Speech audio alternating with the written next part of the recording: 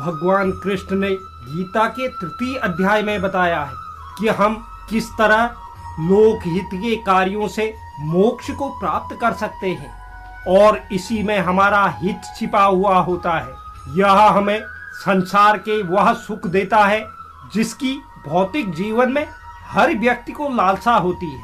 तो भगवान कृष्ण द्वारा बताई गई गीता के तृतीय अध्याय की यह बातें आपके जीवन को सुगमता से चलाने के लिए और मानवता के सर्वोच्च शिखर पर पहुंचने के लिए यह बातें आपकी बहुत काम आएंगी। भगवान श्री कृष्ण इसमें समाज की भलाई वाले कर्म को समझा रहे हैं, जिसमें प्रमुख तौर पर यज्ञ के बारे में कहा गया है। यज्ञ वह होता है जिसमें सब शामिल होते हैं। भगवान श्री कृष्ण कहते हैं, यज्ञ के लिए किए जाने वाले कर्म से ही ये मनुष्य समुदाय कर्म से बचता है। इसलिए हे अर्जुन, तुम इच्छाओं को छोड़कर उस यज्ञ के निमित्त कार्य करो। यज्ञ अर्थात समाज की भलाई के लिए किया गया निस्वार्थ कार्य। हमको भी अपने कर्तव्यों को यज्ञ समझ के कार्यों में अपना योगदान देना चाहिए, जिससे समाज का भला हो सके। इसे ही आप निर्धारित कर्म मानिए।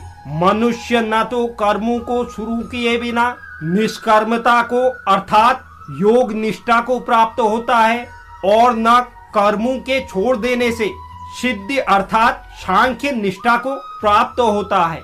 भगवान श्री कृष्ण कहते हैं, ऐसा नहीं कि आप कर्म करें ही ना और खुद को सन्यासी कहें। ऐसे तो दुनिया नहीं चल पाएगी। अपने कर्तव्यों को छोड़ अगर आप सन्यासी बन जाते हैं और आप समझते हैं कि आपको मोक्ष की प्राप्ति हो जाएगी, ऐसा संभव नहीं है। ऐसा नहीं हो सकता कि आप कर्मों को त्याग दें और खुद को कर्मयोगी कहें। कर्म को न करने से या फिर उसे सदा के लिए त्याग देने से कुछ भी हासिल नहीं होगा।